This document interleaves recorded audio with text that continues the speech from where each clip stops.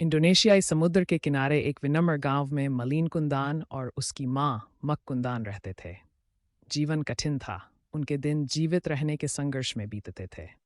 माँ, क्या हमारे पास कभी खाने के लिए पर्याप्त होगा?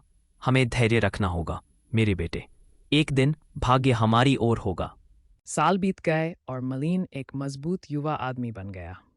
उनकी जीवन को सुधारने की इच्छा ने उन्हें एक दूरस्थ देश में अपनी किस्मत आजमाने का निर्णय लेने पर मजबूर कर दिया। मैं वादा करता हूँ कि मैं लौटूंगा माँ, और हमारे गांव में समृद्धि लाऊंगा। सावधान रहना मेरे बेटे, देवता तुम्हारी रक्षा करे। साल दशक में बदल गए। मलीन ने कठिन परिश्रम और चतुराई से एक समृद्ध व्यापारी के रूप में खुद को स्थापित किया।